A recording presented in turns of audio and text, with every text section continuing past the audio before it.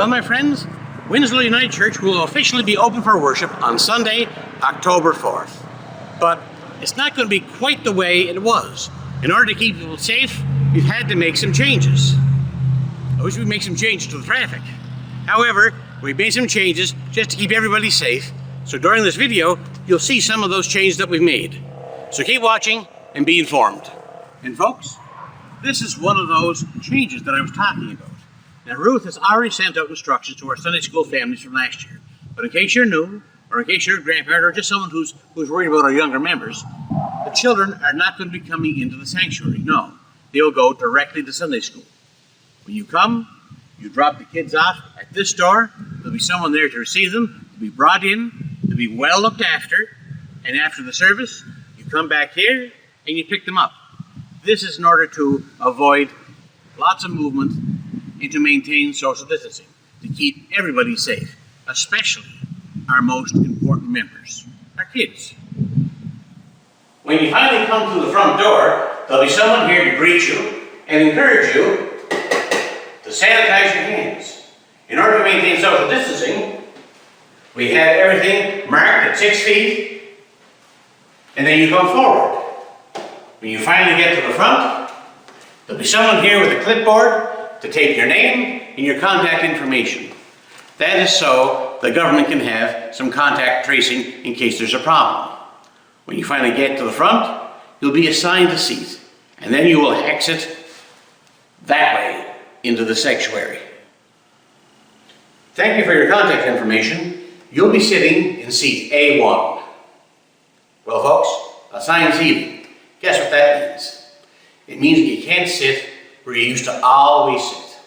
It also means that unless you came in the same car as someone, or if they're not in your bubble, you can't sit with the people that you usually sit with. And you know what? That sucks. You can't sit in the same seat you always sat in, and you might not be able to sit with the same people that you always sat with. It's terrible. I know.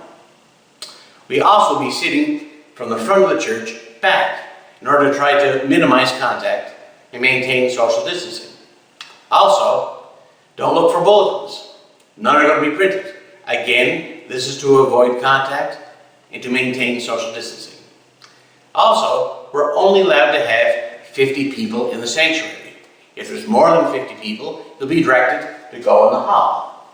But don't worry, those garage doors are open and you'll be able to see me just fine.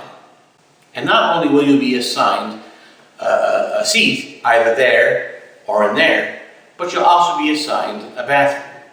For those people who go into the sanctuary, the bathroom is the main one right here. For those of the people who are put into the overflow area, the hall, you'll be going to the women's bathroom.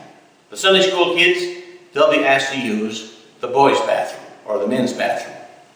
Confused yet? Well, I guess you're going to have to watch this video a couple of times.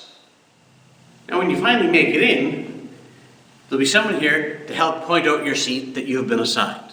You'll also be asked to put your offering in the offering plate right here because there won't be a formal collection time during our service. Why? To avoid contact and to help maintain social distancing. Also, you will see that the pews are numbered and also some of them are roped off. Again, this is to help you find your seat, not sit in the wrong seat, to help maintain social distancing and to avoid contact. So please, don't break the string, don't sit in somebody else's seat, try to follow the rules the best that you can. Another thing that's going to be different is that I'll be preaching from the floor. This is to allow more people to see me from the hall area in case we have an overflow. Hi, Ruth! Now, when the service is over, I'll be up at the pulpit on the floor, and I'll be asking people to leave the service. I'll be calling out your seat numbers. And I'll be asking people to leave from the back to the front. So the people in the back leave first, and people in the front leave last, unless you want to go that side entrance. So I'll be asking you to leave from the back to the front, and that is in order to maintain social distancing and also to avoid congestion as you leave. As I said earlier, Worship is going to be very different. There's not going to be any bulletins. That's in order to comply with government regulations. We will have our screens, but no bulletins will be printed. Number two, there's not going to be any congregational singing. Yes, we'll still have Stephanie, we'll have music, we'll have instrumentals, maybe a soloist or a duet, but we won't be having any congregational singing. That's in order to comply with government regulations. Also, I'll be looking after all elements of worship. I'll be doing the readings, the candle lightings, all that kind of stuff. And that's again to maintain social distancing, to avoid contact, and help go along with government regulations. Number four, the Bibles and the psalm books will be taken out of the sanctuary. Now folks, I don't like this at all. I don't like this at all. But we have to do this to abide by government regulations, to keep you safe, to keep me safe, to keep our children safe, to keep us all safe. There'll be no children's time, and there'll be no official offering time. Why is that? In order to maintain social distancing, to help avoid contact, and in order to try to comply with government regulations. Yes, there'll be something for the children if they come, but it won't be in the sanctuary. That's very difficult for me, especially since I have a daughter who likes to come. But you know what? It's important that they get a good time for worship and also be safe. And finally, you know what, folks? I've been coming to church for a long time. I'm sure you have too. And one thing that I've learned over my 50 plus years of coming to church is that if church starts at, say, 10:30, people don't show up until 10:25. But you know what? Things are different. It's going to take a lot longer to get from your parking lot into the seat that, well, you're going to be assigned. You have to come in, you have to social distance, you have to sanitize, you have to be assigned your seat, you have to get your contact information, you have to find your seat, and we have to avoid congestion along the way. And so I ask you if you're going to come a little bit earlier so that we can start on time, that we can end on time. Imagine that. A minister wanting to end on time. Well, folks, that's the plan. That is the plan that we have submitted to the government. Now, the government, they might send it back and say, great job, go ahead. Or they might say, well, you have to tweak this a little bit. Now, I had hoped that we would have things ready for next Sunday. Stay tuned. We may or we may not. It all depends on the word from the government. Now, folks, this is a brand new reality. And there's going to be bumps along the road as we try to figure out how to do this. So I really, really hope that you'll be patient with us as we all try to figure this out together.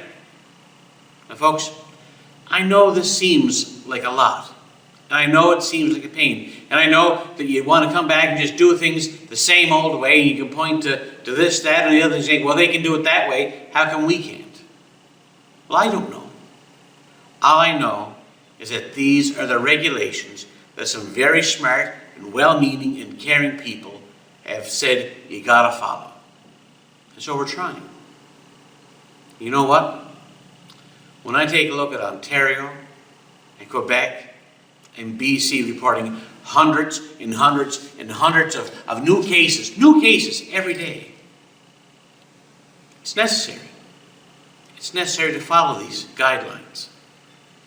And folks, I never, ever, ever want to do a funeral for a person who got sick in this church simply because we couldn't be bothered following a few extra rules.